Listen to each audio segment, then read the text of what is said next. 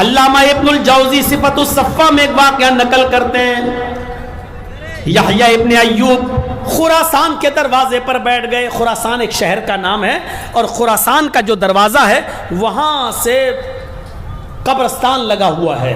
جیسے یہ شہر کا دروازہ ہے اور اندر قبرستان ہے، اور قبرستان کے پاس سے ایک روڈ گیا ہے. اس روڈ پر آنے جانے والا ہر آدمی دکھائی دیتا ہے، لیکن رات میں کوئی نہیں آتا. یحییٰ ابن ایوب کہتے ہیں میں خراسان کے دروازے پر بیٹھا ہوا تھا، اور خراسان کے دروازے کے پیچھے جو قبرستان تھا اس کی طرف نظر ڈال رہا تھا. رات میں اللہ والے نیک لوگ دیکھیے کیسے تقویٰ، ان کی زندگی میں کیسے پرہیزگاری آتی ہے. رات کو اٹھے، تقریباً ٹائم رہا ہوگا یہی 2:30-3 بجے کا، اٹھے اور خراسان کے دروازے پر بیٹھ گئے، اور دروازے پر بیٹھ کر قبرستان دیکھنے لگے. اتنا اندھیرا، اور وہاں دیکھتے دیکھتے سوچنے لگے ایک دن ہمیں بھی اس قبرستان میں آنا ہے، ایک دن ہمیں بھی اسی جگہ پر آنا ہے، ایک دن ہمیں بھی اسی جگہ پر دفن ہونا ہے. خراسان کے دروازے پر بیٹھے بیٹھے دیکھتے جا رہے تھے قبروں کا نظارہ. اتنے میں یحییٰ ابن ایوب کی نظر ایک آدمی کے اوپر پڑتی ہے جو کمبل اوڑے ہوئے تھا اور اپنا چہرہ چھپائے ہوئے تھا. کمبل اوڑے ہوئے تھا، اپنا چہرہ چھپائے ہوئے تھا. وہ آیا، ایک ایک قبر کو دیکھتا جاتا اور پھر آگے بڑھ جاتا، پھر اس قبر کو دیکھتا اور آگے بڑھ جاتا. پھر وہ گیا اور ایک قبر کے پاس جا کر بیٹھ گیا. شاید وہ ٹوٹی ہوئی اور پھوٹی ہوئی قبر تھی. وہ آدمی جو کمبل اوڑے ہوئے تھا اور اپنا چہرہ چھپائے ہوئے تھا، دور سے میں اس کو نہیں پہچان پایا کہ وہ کون ہے.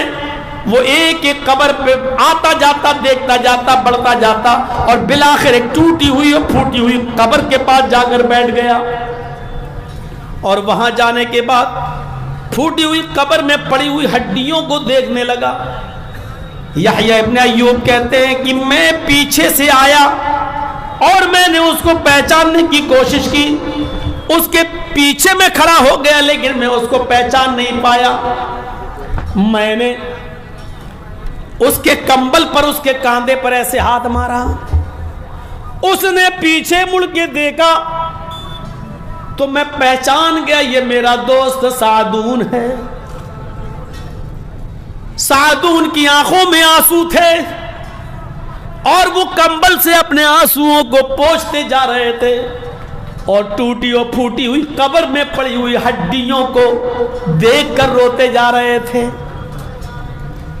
سعدون نے جب پیچھے مڑ کے مجھے دیکھا تو کہا یحییٰ تم یہاں کیا کر رہے ہو؟ میں نے کہا میں اسی قبرستان کو دیکھ رہا تھا کہ تم آ گئے ہو.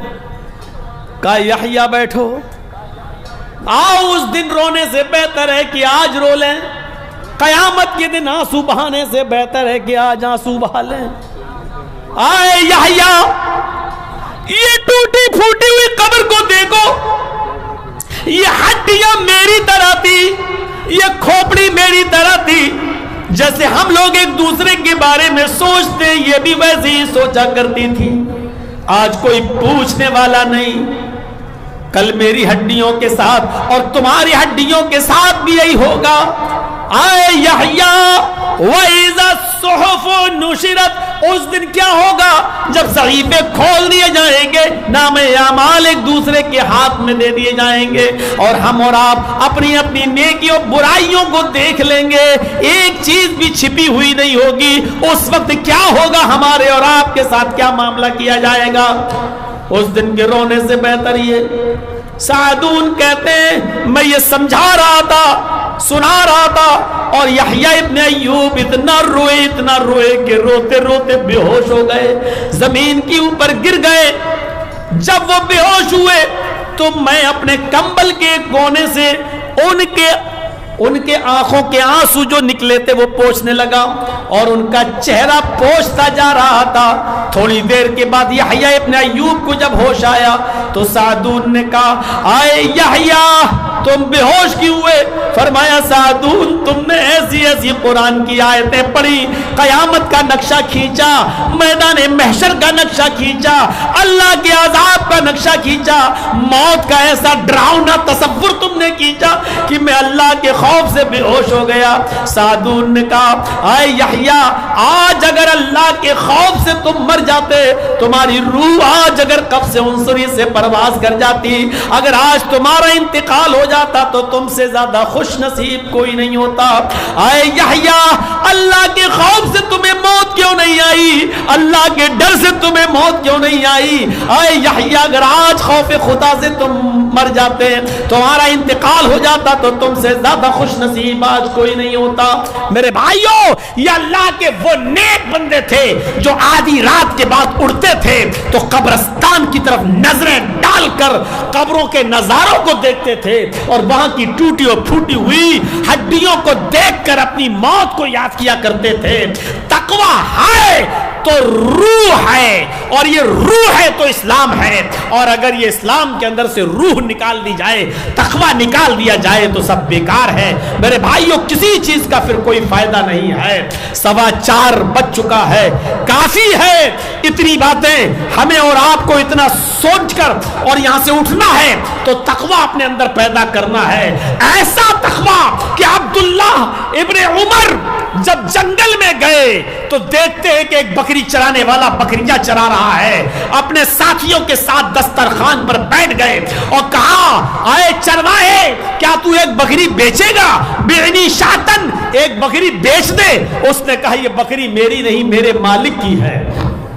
کہا رے مالک سے کہہ دینا ایک بکری بھیڑیا کھا گیا ہے، میں کھال تجھے دے دوں گا، اس پر خون لگا کر لے جانا، اور اتنی بکریوں میں ایک آدھ بکری اگر غائب بھی ہو جائے تو مالک کچھ نہیں کہے گا، جنگلوں میں ایسا ہوتا رہتا ہے۔